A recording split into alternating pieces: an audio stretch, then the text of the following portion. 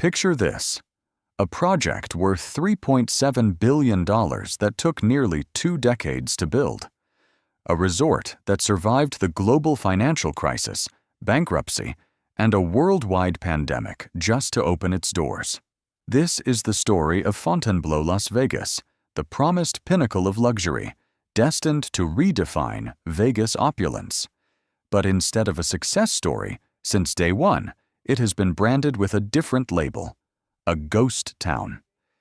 Its grand opening was marred by executive departures, mass layoffs, and rumors of financial instability. Viral photos of absurdly overpriced food painted a picture of a resort completely out of touch with reality. So, how did the most anticipated resort in a generation become a symbol of failure almost overnight? Why did a project with so much potential fall flat so quickly? This is not a story about bad luck or a curse. This is a cautionary tale of corporate hubris and fatal miscalculations regarding location, pricing, and operations. Today, we are going to dissect the real reasons behind this disaster. If you're interested in understanding what is really happening in Las Vegas, beyond the glossy marketing tricks, you might want to consider subscribing.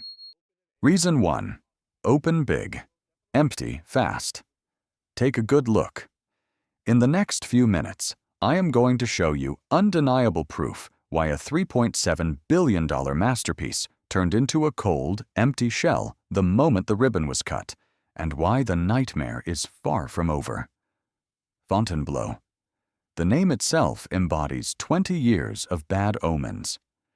Breaking ground in 2007, it collapsed during the Great Recession, was sold for pennies on the dollar to Carl Icahn, and languished like a massive zombie skeleton in the middle of the desert. Fast forward to December 2023. After pumping in billions more in debt, they finally opened.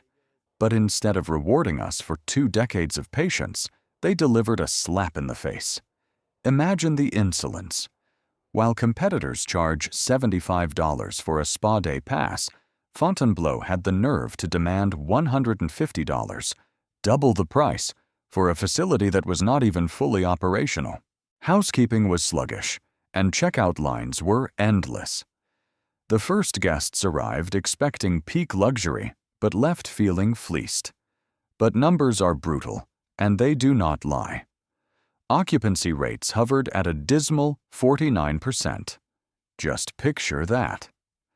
Inside a massive hotel with nearly 3,700 rooms, on any given night, 1 out of every 2 rooms sits dark and empty. The consequence? Every single day, as the sun rises over the Strip, this property is incinerating about $400,000 in cash. It is a literal money pit. And this hits a nerve, especially for our generation, those of us who remember the values of Old Vegas, a place where your dollar commanded respect and quality. We have an allergy to hollow glitz. When we see a business firing staff while simultaneously hiking prices, we walk away. And our wallets have the power to sink any corporation. Let me ask you honestly, what is the creepiest feeling in Vegas? Is it walking into the main lobby of a billion-dollar casino and hearing the echo of your own footsteps at 9 p.m.? That is the stark reality happening right here. Coming up, we are going to uncover the root cause. We will see why distance in Vegas is not measured in miles, but in the exhaustion of your feet. Isolated on the far north end of the Strip, with no monorail connection, Fontainebleau is making guests pay for their visit in sweat. If it were just opening jitters, walking a few hundred yards would not be a deal-breaker. But the location tells a much crueler reason too: the high cost of isolation. You know the old saying, in Vegas, everything looks closer than it actually is. Well, for Fontainebleau, that optical illusion is a fatal trap. Take a look at this map. This is not the Strip you know and love. This is essentially a deserted island. Let us do a little math that the real estate brokers do not want you to see. To get from the Bellagio, the true heart of Vegas, to Fontainebleau, you're looking at a hike of nearly 1.8 miles. For a 20-year-old, that is a brutal 40-minute trek under the scorching desert sun. But for our knees and backs, that is simply a non-starter. But the problem is not just distance, it is isolation. Fontainebleau sits lonely at the far north end, surrounded by what we call dead zones. Right next door lies the empty graveyard of the old Riviera Hotel, now just a massive, dusty, vacant lot. There is no foot traffic, no energy, no spillover crowd from neighboring casinos. When you walk out the front doors of this resort, you're not stepping into the glitz of Vegas. You're stepping into an eerie emptiness. And here is the kicker. The monorail system, the one thing that saves our feet, completely abandons Fontainebleau. It stops short at Sahara or Westgate, leaving a massive transportation gap right at the doorstep of this billion-dollar resort. What does this mean for you? It means once you are here, you are trapped. Want dinner at Caesar's Palace? Get ready to wait in line for a taxi or pay surge pricing for an Uber. Thinking of taking a stroll? Get ready to walk past desolate, unlit construction lots that, frankly, do not feel safe. In short, they built a 67-story palace, but they placed it in the middle of nowhere. They arrogantly expected customers to trek out to them, ignoring the inconvenience. That is the kind of hubris that comes from people who have never had to walk a mile in 100-degree heat. Now, conventional business wisdom says, if the location is bad, the price must be good. That is the trade-off. But Fontainebleau did the exact opposite, a decision so baffling that we need to expose it right now. Reason 3. Price versus value. Can you believe this? This is a portrait of a $3.7 billion failure, served on a dinner plate. On January 22, 2024, a guest named Mike walked into the tavern at Fontainebleau. He ordered the nachos for $24. After waiting an hour, this is what they brought him. Exactly 6 chips. 6. This incident, mockingly dubbed Nacho Gate, racked up 1.2 million views overnight. Why? Because it is the perfect symbol for how Fontainebleau treats its guests. Champagne prices for a beer budget experience. Let us compare. Center Strip, at the luxury Cosmopolitan Hotel, you can grab a fantastic slice of pizza for $7. But up here, in no man's land, they are selling you 6 chips for $24. That is not business. That is price gouging. And the insult does not stop at the food. Look at the spa menu. They have the nerve to charge $150 just for a day pass to their celestial waters pools. Let me give you a reality check. At Qua Spa in Caesar's Palace, a legend in luxury, a pass is only $75 to $100. Even a 90-minute massage here can run you up to $350. You're being asked to pay double the price of the best icons in Vegas. And for what? To be a guinea pig at a rookie hotel where the pools were not even fully finished, yet they still charged the full $45 daily resort fee without blinking an eye. Why would they do this?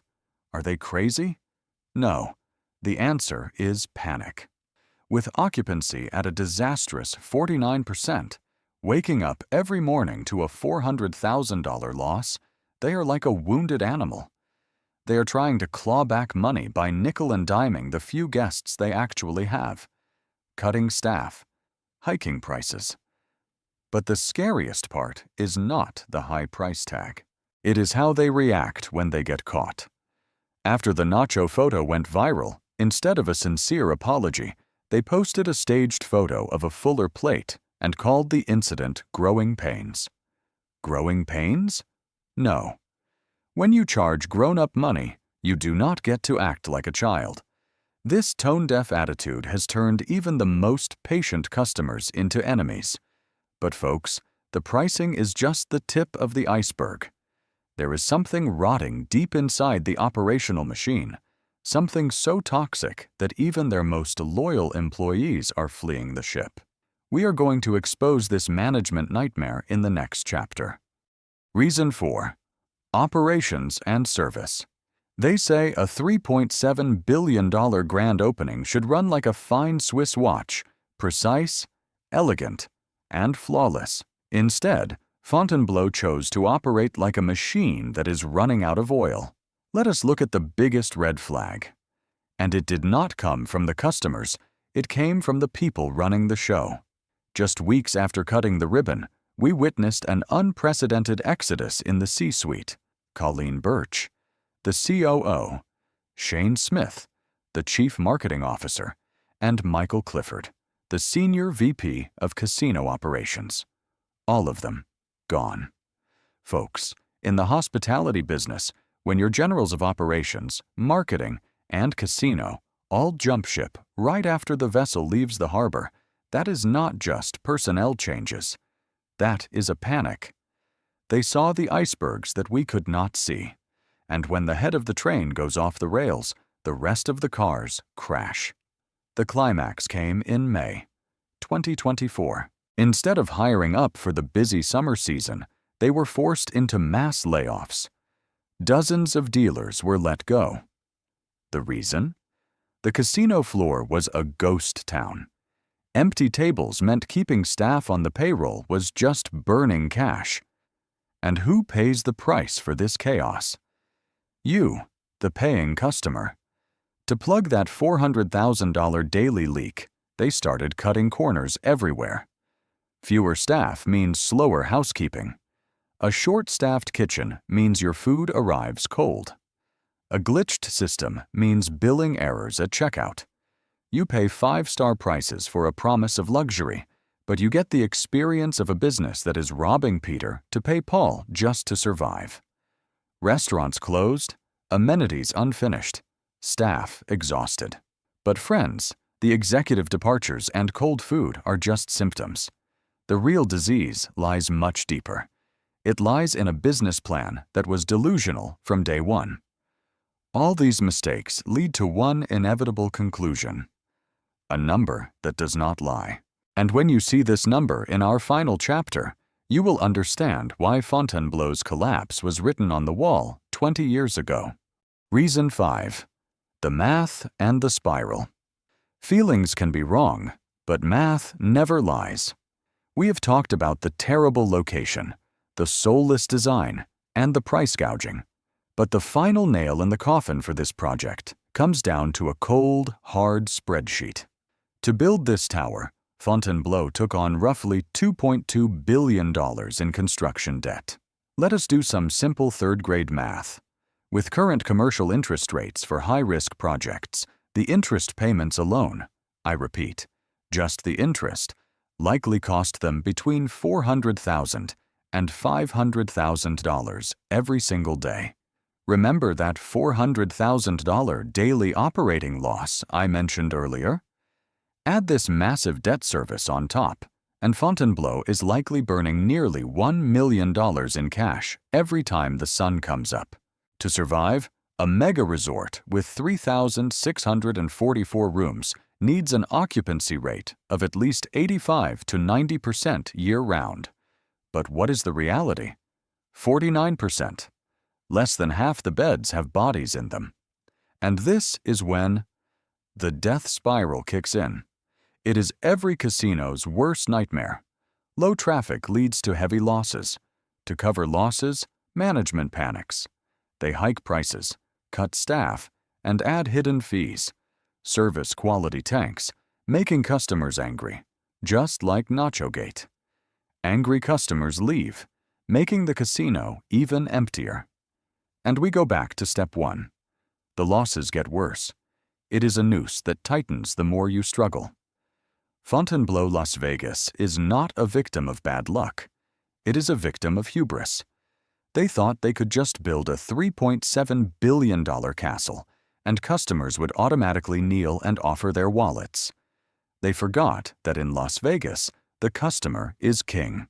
And when you insult the king with sky-high prices for basement-level service, you get dethroned. So, here is the final question for you, the smart consumer. Do you think Fontainebleau can turn this ship around, or will it become the largest monument to failure in Las Vegas history? Is this $3.7 billion a symbol of ambition or the price tag of delusion? Let me know your thoughts in the comments below. I am US Peak, and that is the truth behind the numbers.